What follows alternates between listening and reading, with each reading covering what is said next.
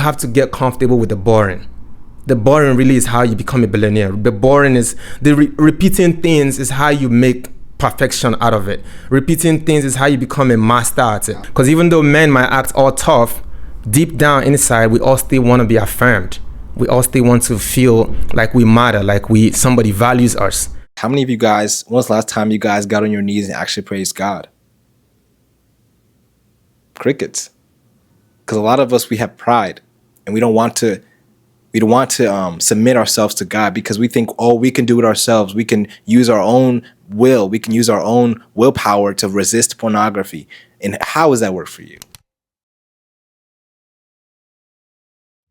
If you're a young man watching this video right now and you are someone who's looking for purpose, someone who is ambitious, someone who is looking to accomplish great things in this life, I want you to listen up very closely, because today we're going to talk about things probably your dad hasn't even taught you. And don't take that the wrong way. This is just stuff that one of my good friends here has learned. And we're going to talk through 5 lessons that we both, and mostly him, because he has more experience with life, have learned, and things that we want you to avoid as a young man or even a young lady. You guys can both take value from this video. Now, Alicia, you want to introduce yourself? Yo, I just want to say thank you for having me, man. Today is we're creating legacy here, and I hope you believe that, because I was supposed to meet you today, and according to my God-given calendar, this is the day I was supposed to meet Noah, and it's an honor to have you here, Noah. My name is Mr. Allow, popularly go by Mr. Allow, because I created that platform that calls, I have a platform that goes by the name Allow Me to Explain, and this platform I've had now for 3 years. And the beauty of it is that this is something that God himself instructed me to build. Wow. And I've been building it since 2021. And the beauty is that even while I was building it, I didn't know what I was building until last year when I met 2 Noahs at the same time. And it's such a coincidence that then I finally meet the last Noah, and now we're doing this. So it's an honor to be here, man. This is destiny in the making, man. Yeah. 1000%. So tell me, how did you meet those 2 Noahs? Like, tell me the story behind that. So I created the platform Allow Me to Explain, trying to just share my story on Instagram. And the inspiration came in 2021. Yeah. So I decided I'm not ready yet. So in 2023, I decided to go back to God and ask him, why did you give me this whole routine and a platform? And then he told me, because I'm going to create something that will come in handy for the next set of distraction, identity crisis, mental health issues, and a lot of people who are dealing with trauma and other emotional struggles. So when I was doing this in 2021, I didn't even expect that this would become something. Wow. Right? So I was just doing it based on my own journey. And then in 2023, I launched it, and it just out of nowhere picked up. So in 2024, I started asking, okay, how do I scale? What is the next thing? Yeah. And what surprised me was, while I was at my job, this is at NYU, New York University, I ran into these students who came up, and I rendered my service to them. Yeah. And when she left, she gave me her name while she was paying. She was like, oh, I think we must have just said something. And she said her name was Noah. And then she left. And when she walked away, I was like, oh, Noah. And then the next dude who came in gave me his name too, and his name was Noah as well.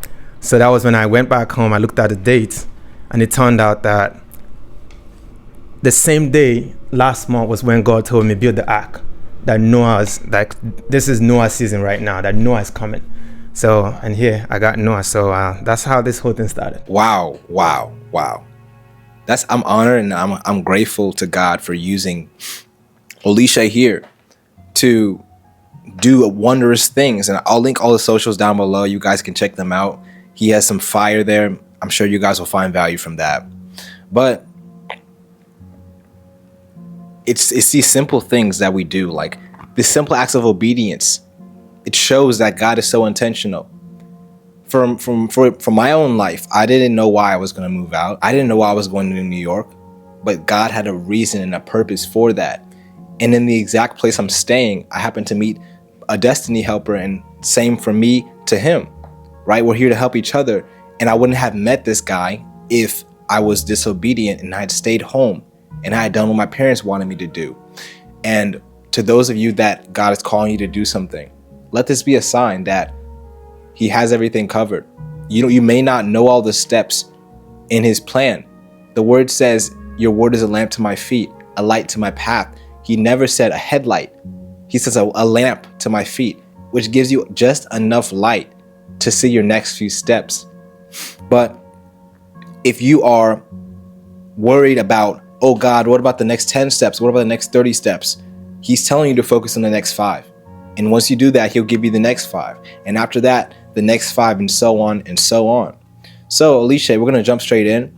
Tell me the first lesson. What did you learn what's the most, out of the 5 things we're going to talk about, the 5 lessons we're going to talk about, what was the most important lesson that you've learned that helped you grow into the man you are now?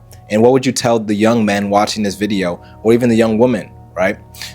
What would you tell them, and how could they learn from you? So I was going to start with a personal one, but now that you've said a lot of amazing things, so I would just go with the idea of divine connection, right? So the first lesson I'll tell people is love God and love people. Wow. And the reason why I would say that as my guiding compass is that when you love God and you submit to him and you put in your heart, your soul, your mind into seeking him daily and make it a lifestyle, there is this direction, there is this wisdom, there is this guidance that he gives you, that you begin to ask yourself, how did I even know that? Wait, how did I anticipate that? How did I expect that? How is it that before this person said this, I already knew that they were coming, right? And those divine connections will only happen if you obey the second commandment, which is love your neighbor as yourself. Now, the way that you love your neighbor as yourself, when you think about it, everyone wants love. Everyone wants to be respected. Everyone wants to be seen. Everyone wants to be heard. And when you love God, the grace that he gives you, you're able to extend that grace to others. And the way you extend that grace is constantly telling people about him, which is 1. And 2 is also seeing others in you, like seeing others from the point of view of empathy. It's like having empathy for others. And that really helped me a lot, because I think that was the key. That was the key to getting even to America. Because every time I saw people, I didn't think about taking advantage. I just saw about how can I point to them. And every time I thought about pointing to people, they ended up either pointing to me or giving me someone who pointed to me. So I would say anyone who's listening right now, relationships are very important. But the way you build those relationships is you first love God and then you love people. And by loving God, he gives you the wisdom, the understanding to be able to know those who are destined to help you. And that's how you begin to like create your own relationships. Yeah. I love that. That's really deep. There's a verse I'm sure a lot of you guys know. Love your neighbor as yourself. How do we love other people if we don't love ourselves? And how can we love ourselves if we don't love God? So it's all a chain. So the first thing is how do you know, and what showed you how to love God? How do you love God on a day-to-day level? Pain. That's how you love God. Pain is what takes you to his doorstep. Okay. I think I know most people don't want pain, and this is me going into the second life lesson. And most people don't want pain; they want a life of comfort. But I honestly believe that life begins at the end of your comfort zone. That's a quote I read some time ago, that your life begins at the end of your comfort zone. So when pain happens, most people become uncomfortable, and that being uncomfortable helps you find your healing, which is the first thing. And one thing you have to understand is only God heals. Like you could try to self-medicate, you could numb your pain with porn, with music, you could numb it with women, you can numb it with alcohol, drugs, but only God gives you that final healing. And that pain is how I was able to find God to teach me how to love myself and love him also. And I think the pain for me was the loss of my mom at the age of 10. And once I lost her, there was this side of me that I felt like I lost. The innocence, the lively me, the social me, the fun me. I just became this robot who's like, go, go, go. And sometimes you lose yourself that way. And the only way to find yourself is by finding someone who actually could love you back to yourself. And I try to look for that in everything. Alcohol, women. None of it satisfied me until I finally went on my knees and said, Daddy, can you love me? And he answered. And if you really go with your heart surrendered, he always answers. But I think pain is the one thing that will lead you to find that love. That's astounding, bro. Because I'll talk about my personal life as well. When I first broke up with my ex-girlfriend, that pain I felt was not unlike any other. And I felt like I was truly alone. Because when I had no other friends, this person was by my side. So I could always count on this person. But when you lose that one person, it makes you look at your life from an objective point of view, like, wow, there's no one else but God.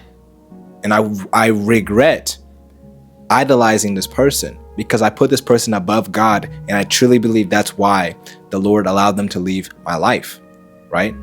And when we can either, when we're in those difficult situations, when you lose your mom, when you lose your girlfriend, you can make one or two choices. You can either give the pain to God, or you can look inward, right, and internalize it and use that pain for grievous things. You could go to pornography, you can go to alcohol, you can go to weed, right? And it just keeps you in this loop of despair, this loop of, man, I can never leave this cycle of sin. And you feel lost. And to those of you that are in that moment right now, choose God. I'm telling you, because eventually you'll get to a point in your life where you're like, dang, this weed doesn't work anymore. This porn doesn't work anymore. I have no other option. And I want a lot of you guys, as many as possible, to avoid that situation, because you could have skipped all that pain, all that extra unneeded pain, by choosing God first, by bringing him that pain first. Because when I, in my life, experience a lot of stress, right? My flesh wants to go to pornography. My flesh wants to masturbate. My flesh wants to do anything but trust God. But when I pour out my heart to the Lord, when I praise the Lord, and Alicia will talk further about that after I finish talking, but when I do these things, when I seek God first while I'm in that painful state, that's how I experience the true healing. So Alicia, when I talked about like praising God, could you tell them your strategy for like overcoming pornography? For me, when I first came to America, which was in 2016, loneliness was the first thing that hit me. So you're away from family, you don't have nobody to talk to. So you start seeking ways to comfort yourself, and you are working 2 jobs, you're in school. So the stress, just like you talked about stress. So stress takes over, and the first thing you look for is, how can you self-please? How can you find pleasure in the middle of this chaos that you find yourself in? And you're living in New York City, which is one of the most stressful city. Like if you're not presently in New York, please stay wherever you are. New York, unless God calls you there. New York is not for the weak. This is a jungle right here. No. And for me, even though I grew up in Lagos, which is the same fast pace, I would say New York really was on a whole different type of, fast pace. So what I discovered in 2016 was that porn was just counterfeit pleasure, right? The real pleasure that I was seeking was that emotional support that I yearned for since I was a kid. And whenever I did try to use porn as a way out, it didn't fulfill what I was still longing for. I still want to be seen. I still want to be held. I still want to be talked to. Because even though men might act all tough, deep down inside, we all still want to be affirmed. We all still want to feel like we matter, like somebody values us. So what I discovered was the only time that I feel important or feel like I matter is when I'm praising God. So that was a tactic that I discovered way later, like I think 2021 is when this was after years of struggle with porn, And in 2021, what I realized was every time I went on my knees and started praising God and just started calling him names, and these were names I got from the Bible, it really did help take my mind off whatever pleasure I was trying to satisfy in that point in time, and focused more on just thinking about how the elders, the 24 elders, are praising him constantly and calling him holy. And also it makes me think about the 4 creatures that are in front of him every day, talking about how holy he is. So that really did help me a lot. So just getting on my knees and just praising him, or listening to songs that give him praise, that has really helped a lot. Like that's my go-to. Yeah, it helped me. And since 2021, I want you to know, I'm not saying I'm perfect. I've had my relapses, but it's been like I have it under control. So, Wonderful. Yeah. Wonderful. Yeah. God is good, man. God is beautiful. So let me ask you guys, how many of you guys, when was the last time you guys got on your knees and actually praised God? Crickets. Because a lot of us, we have pride and we don't want to submit ourselves to God because we think, oh, we can do it ourselves. We can use our own will. We can use our own willpower to resist pornography. And how does that work for you? Probably hasn't worked, bro. Because the Bible tells us to flee from lust, youthful lusts, right? 2 Timothy 2 verses 22. And to pursue righteousness, holiness, and faith out of a pure heart.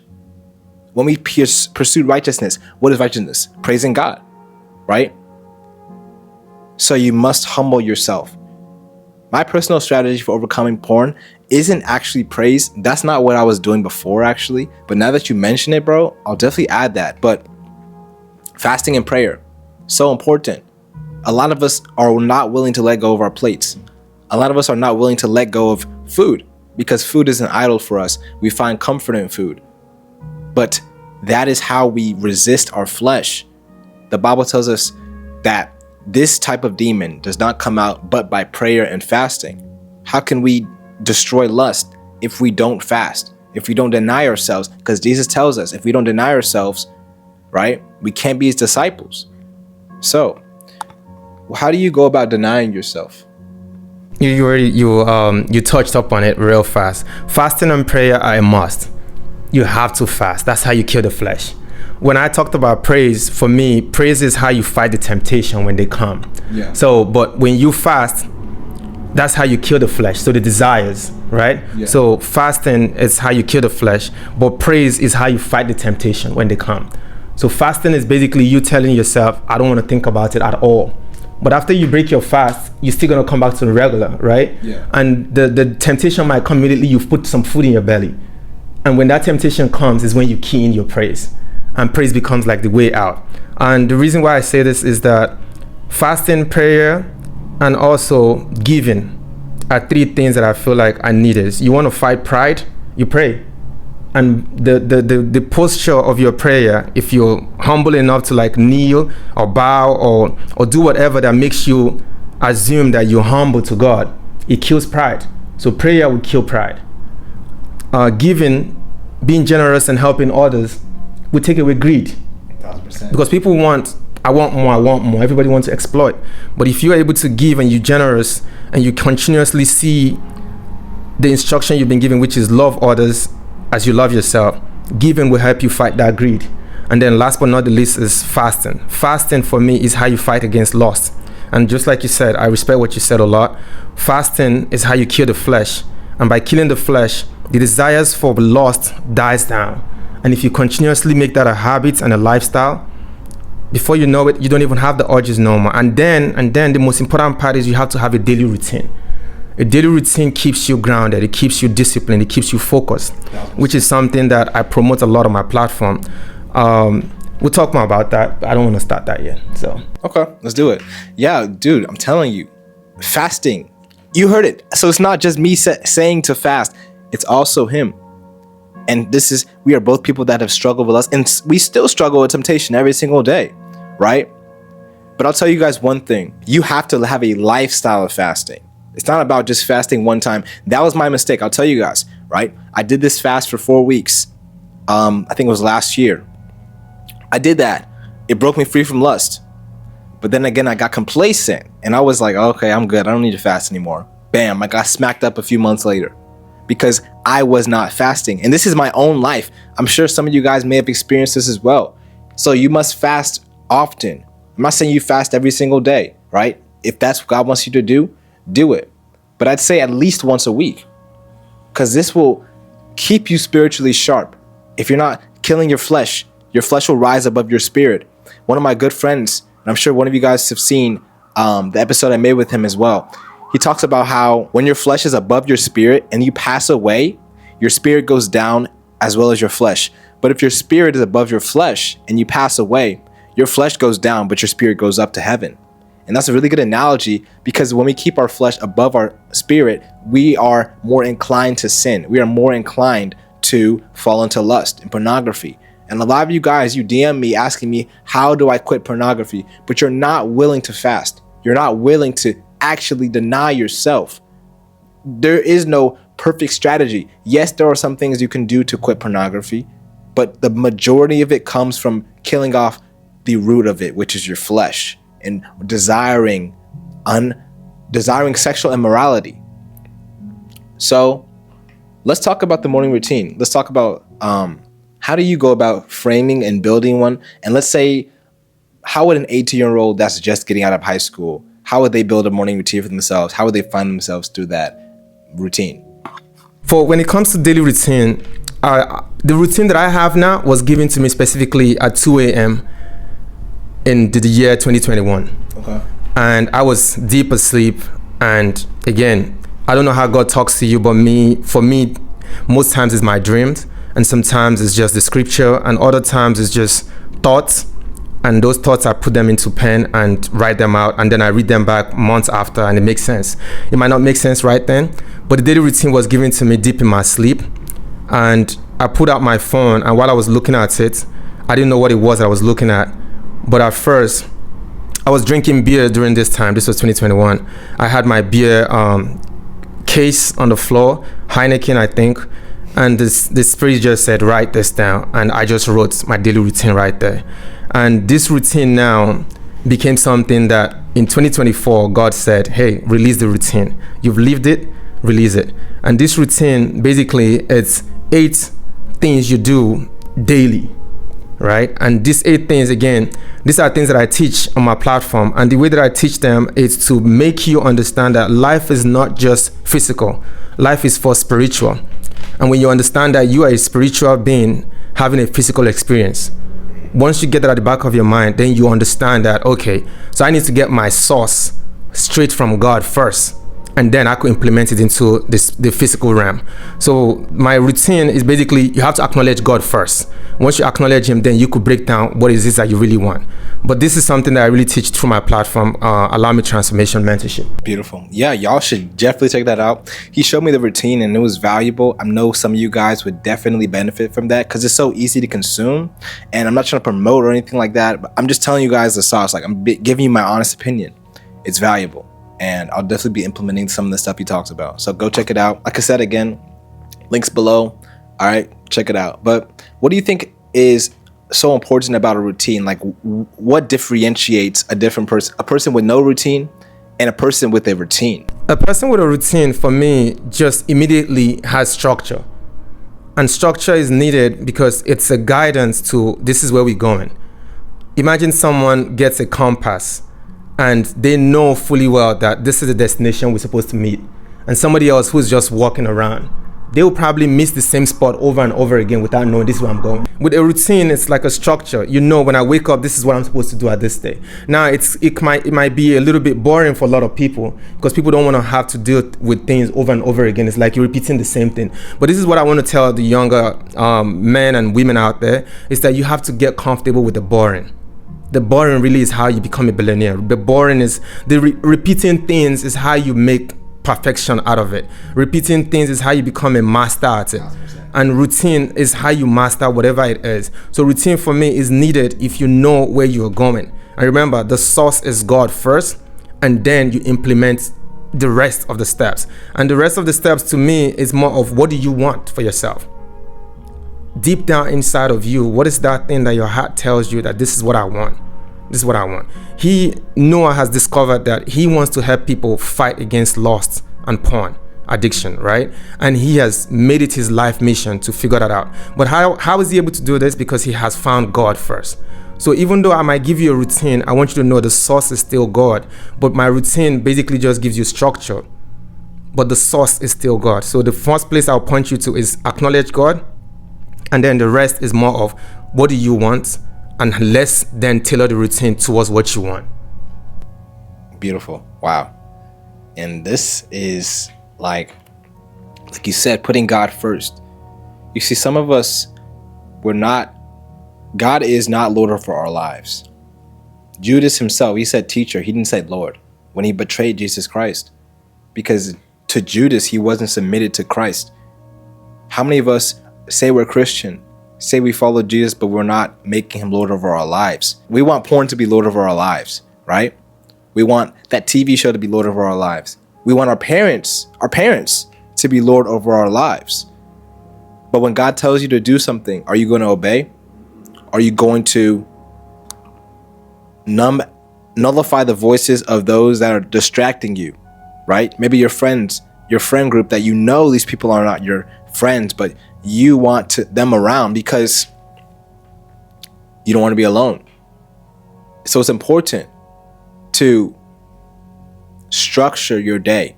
And I tell you guys this all the time. If you don't have a morning routine, the rest of the day is going to be just like that morning routine. Well, non-existent morning routine. It's going to be all over the place, sloppy, and you're going to be inconsistent.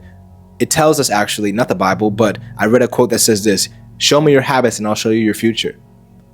For my own life, there are some specific habits that when I first started doing them, they were difficult. But over 6 to 8 months, my life changed drastically because I had done them. Because as a man, you need a routine in your life. If you are just winging it, you're going to be drifting, right? You're going to drift through life, watch porn all day, right? Because an idle mind is the devil's playground. And when we are idle, in fact, today, I'll tell you guys my own example. I slept for a little bit, right? I took a little nap and I just started laying in bed and I was just sitting there. And then these lustful thoughts starting appearing in my mind. I'm like, wait, I just realized, bro, like I'm not really doing anything productive. So of course I'm going to get my mind attacked with these lustful thoughts. So I got right up and started getting to work. And it's these simple things in life, these simple moments in life where we realize that we are powerless to fight against lust. And we must flee and go to God. Okay. So like I was talking about, routine. Sometimes we just got to ask ourselves, like, do we really want our goals? Are we willing to do what's required? We want that supercar. We want a better relationship with God. We want to be financially free. But are we willing to do the habits every single solitary day to get to that point in life? Some people are not. And I hope you're not that person. But with that said, Alicia, you have anything to say concerning any other topics you want to talk about? Yeah, when it comes to your story, I just want to say that your story is yours to write, right? And the misconception is that we believe that our parents, society, culture, music, movies have written our stories for us, and we are not victims to the society, right? We are in charge of our story. We are in charge of our thoughts. But the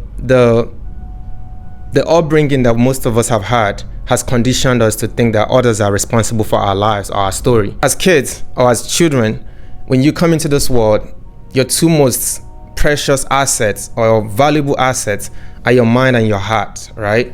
This is what I believe. And if your mind and your heart are your most valuable asset and you are supposed to protect them like your life depended on it, and you unfortunately can't protect them as a child till the age of possibly 18 or even maybe 16, or even longer than that. So what happens to you when you can't protect your heart and your mind for a very long time? It means that you become programmed by other people's views, values, other people's fears, other people's trauma, other people's belief system. So what I believe is, as you get older, you have to start becoming a critical thinker. And that means that when people tell you things, you go by, is this okay? Is this valid? Is this reasonable? Is this something that I believe in? And when you start thinking in this direction, then what happens to your mind is you start being very careful about who you give your attention to. Because the mistake we all make is that I could just watch these videos. I could just sit here and just scroll. I could just sit here and just watch this movie. But all those things are penetrating your mind, and you're supposed to protect your mind and your heart daily, like that. Like they are your most valuable asset. So if you're constantly just letting people get attention to those two valuable assets, then you're already compromising your own structure, your own belief, your own values. So what I usually tell people when I mentor them is that your heart and your mind are your two key assets. What you let into your mind will automatically come to your heart, and if it comes to your heart, that's how you begin to lust. Let's say, for instance, you're following an Instagram model. She posts videos every day, and you know those videos are definitely lustful. So you consume those videos in your mind, And what happens? Your heart starts yearning for something like that. And the next thing is you pick up your phone and here you are watching porn. So for me, attention, to summarize this whole thing, is that your attention is really the major key. Watch who you give it to, because that's how you penetrate. That's how you let people into your mind and your heart. Fire, bro. Fire. Attention is the greatest currency in this digital age and in this life at all, right? If people can get your attention, they have your life. You know why Instagram and Snapchat and even YouTube are so addictive? Because they're making money off of your attention. And you need to be careful where you give your attention. You need to be very vigilant, like he said, guarding your mind and your heart. In Proverbs, it tells us to guard our hearts because out of it flows the abundance of life. And Jesus in Matthew 5 verse 28 tells us that any man that looks upon a woman with lust has committed adultery in his heart. So those two verses connect. If we commit adultery in our heart, and in our heart flows the abundance of things of life. When we look at a girl lustfully long enough and let that sit in our heart, eventually it's going to turn into action, and we're going to commit those actions maybe through lust, through pornography, masturbation, or even fornication with another woman, right? So we must be vigilant about protecting these things. First of all, thank you, Noah, for having me. This whole day has been destined to happen since 2021. And the reason why I believe that it was supposed to happen the way it happened was that I was at a point where I was beginning to ask God, like, am I just wasting my time? Am I just doing this on my own? And when he told me that someone was coming today, I didn't expect it to be this way. I was thinking something totally different. I had an expectation of someone messaging me online, but I didn't know the person was already in my apartment. And this is the best gift ever. I would like to tell anyone who's out there, trust God. Trust God. Walk with God with all your might, with all your strength, with all your trust, with faith. And when you walk in this walk, keep at the back of your mind that it's not a work that rewards you immediately. You don't have that breakthrough right there, right now. But it's something that you need to be persistent and intentional about it. And that brings me back to routine. You need to establish a routine where you say, I wake up in the morning, I'm going to give God at least 20 minutes, at least 30 minutes of praise, of prayer, of worship, of just acknowledging what he's done in the past, what he's about to do, and what he's going to do the next day. And when you start your day like that, and then you proceed to do something that has to do with, again, filling your mind with positive thoughts. When you start your day in this manner, this is before you even touch your phone. This is before you even touch your phone. You do all this before you touch your phone. When you fill your mind with positive thoughts, one of the things I recommend is reading your Bible. If you read your Bible, and the second thing is basically if you listen to podcasts, if you could listen to people who speak like a lot of affirmations or positive talk, or preachers or motivational speakers, whatever it is that you need, but fill your mind with positive thoughts. And that is how you start your day. And all my videos. I said, all my videos, you guys can check it out as correct. Well when you first look definitely up. Noah is dropping gems here. Be on Noah's side, be on Noah's page and watch some of his content, and let that fill your day with positive thought. And if you could start your day like that on a daily, I'm telling you, the sky is not even the limit. You will go above the sky. And last but not the least, always remember, you are a spiritual being having a physical experience. This whole thing didn't happen on its own. It started with the mind. Someone thought about this phone. Someone thought about this mic. Someone thought about this shirt I'm wearing. And before they ever created it, they already saw it. And then they created it. So whatever that dream is, whatever that vision is, keep creating it in your mind, and then start putting pen to paper. Like, take that pen and write it out. I know you're the new generation. You like to type things on your laptop and all that. But sometimes you just have to get the pen and just sit down and just write your thoughts out. Just keep writing. And then later just go back to it and read it back to yourself. Read it out loud. This is how you build empire. This is how everything that I have built since the age of 5, basically trying to navigate this life on my own. And I hope that helps you, man. Beautiful, man. Beautiful. Thank you so much for being with us, Mr. Allow. And the last thing I'll say is this. Like he said, trust God. Some of you guys right now are going through a tough season in your life. I'm going through a tough season in my life right now. But we have to trust God, because me and you, you watching this video right now, and me, and him as well. We're going to go through tough times in this life, but if we can just stick together, if we can just trust God, everything's going to change for you. All right. But with that said, if you guys want to support this amazing ministry, you guys can cop the merch right here. All right. It'll be linked down below. Check it out. All right. It'll be sold out very soon. And once it sells out, it's not coming back.